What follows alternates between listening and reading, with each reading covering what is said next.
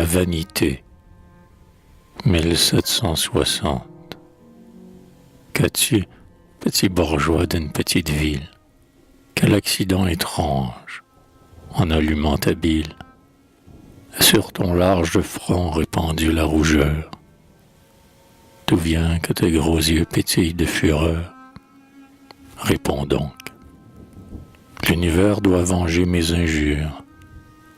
L'univers me contemple, et les races futures, contre mes ennemis, déposeront pour moi. L'univers, mon ami, ne pense point à toi.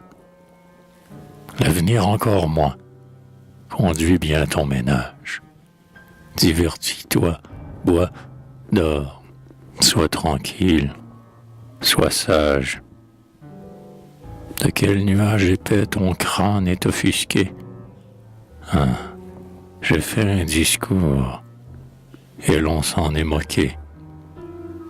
Déplaisant de Paris, j'ai senti la malice.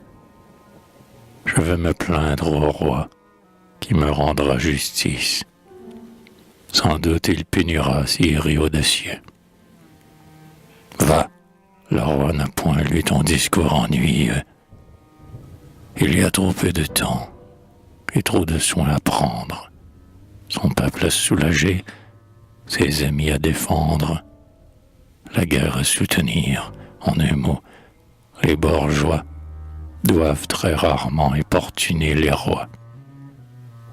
La cour te croira fou. Reste chez toi, bonhomme. Non, je n'y puis tenir, de brocart on m'assomme.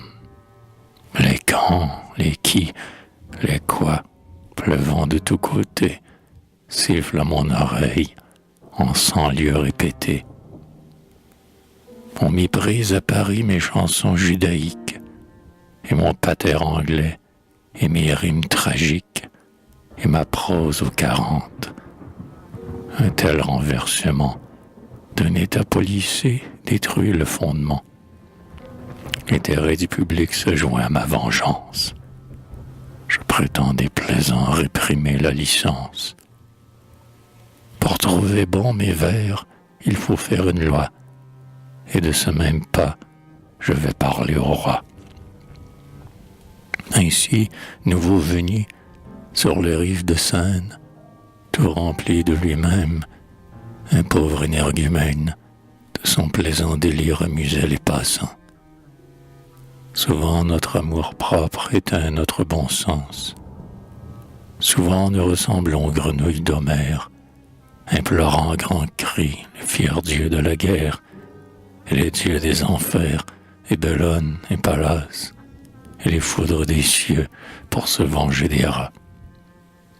Voyez dans ce réduit ce crasseux janséniste, des nouvelles du temps infidèle copiste, vendant sous le manteau ses mémoires sacrées, de bedeaux de paroisse et de clercs tonsurés. Il pense fermement, dans sa superbe extase, ressusciter les temps des combats d'Anatase.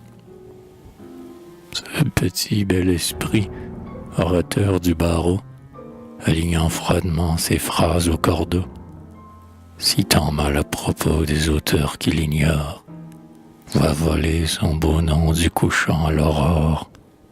Ses flatteurs, à dîner, l'appellent Cicéron.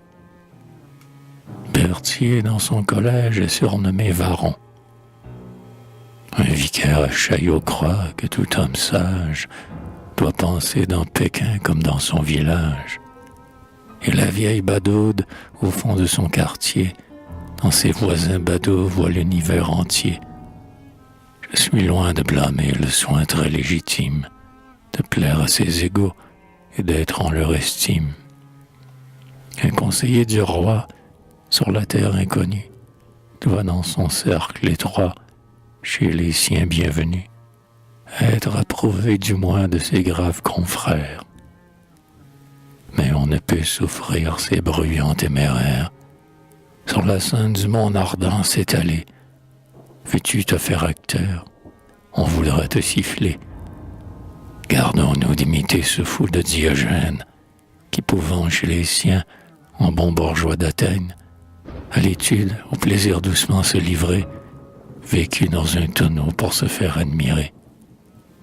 Malheur à tout mortel, et surtout dans notre âge, qui se fait singulier pour être un personnage. Pyrrhon seul eut raison, quand, dans un goût nouveau, il fit ce vers heureux, digne de son tombeau. Si j'y qui ne fut rien. Quoi que l'orgueil en dise, humains, faibles humains, voilà votre devise. Combien de rois, grand Dieu, jadis si révérés, dans l'éternel oubli sont en foule enterrés. La terre a vu passer leur empire et leur trône. On ne sait en quel lieu florissait Babylone. Le tombeau d'Alexandre, aujourd'hui renversé, avec sa ville altière a péri dispersée.